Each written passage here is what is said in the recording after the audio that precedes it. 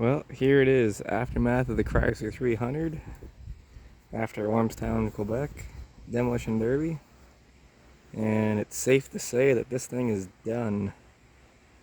Doesn't look that bad when you first glance at it, but I'll show you in a second. The front, what basically is making this car unrepairable.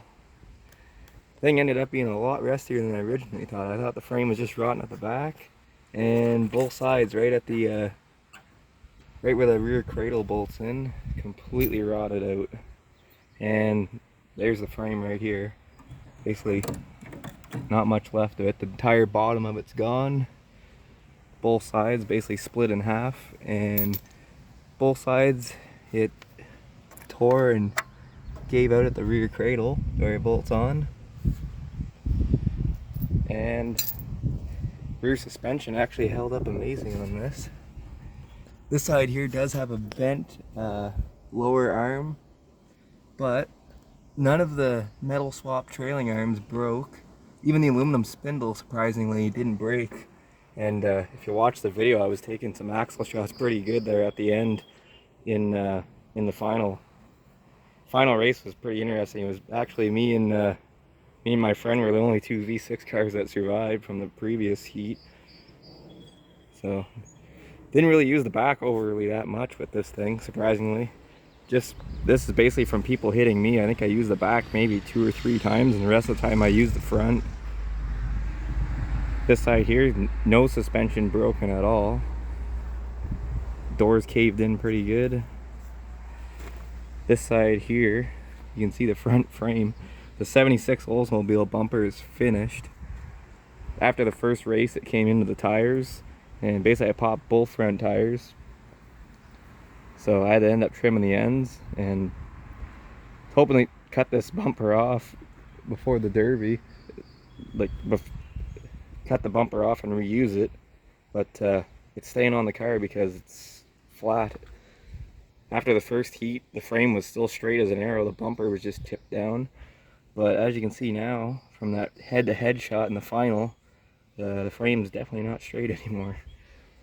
Originally what I was going to do before I found the excessive subframe rot and where it actually split on both sides was I was actually going to cut this right here on both sides in front of the subframe and basically hard nose it and just loop the rad.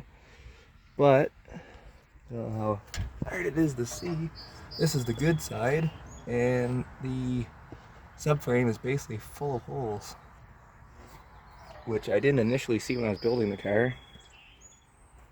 But front suspension on this side held up perfect. Other side, I ended up breaking a strut. Both motor mounts broke, but due to the fact that I chained it, the motor basically didn't move. You can see down there, I don't know if you can see, but motor mount's broken there, and motor mount is broken down there. But I chained it, and even with both motor mounts broken, the motor really had nowhere to go, couldn't really move.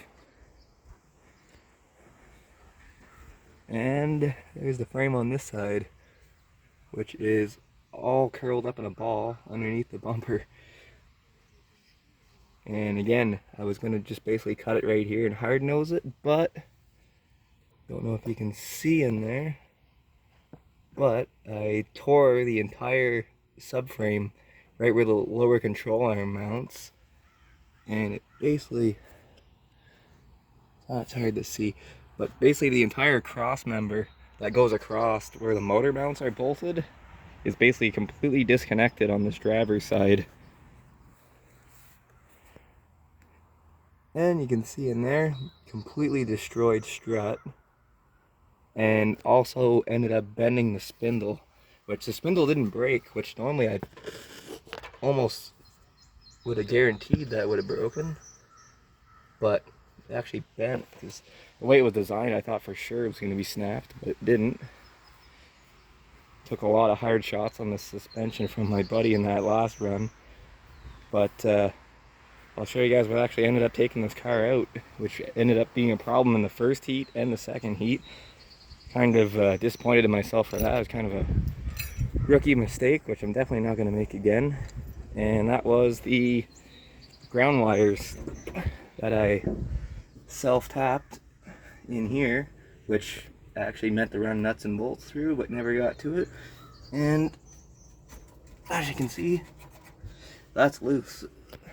So that's what ended up taking this thing out in the first heat and in the final. I didn't catch it until after the car got dragged out of the arena after the final, when I was trying to diagnose what was wrong with it. And that's whenever I noticed that the ground that I put underneath this fuse box was loose, which probably was the root of all the electrical problems in the heat and the feature. So now I know for next time, those are going to get nuts, bolts, and lock washers on both those grounding points. So no more self-tappers for me. So anyway, in the future, don't use self-tappers for grounds for a derby car. So this thing here is officially done. So I'm going to pull my battery box, driver's door bar. I'm going to pull all that rear steel suspension, door chains, everything like that. And next build is going to be the Dodge Magnum. So stay tuned for that. That's a wrap on this Chrysler 300.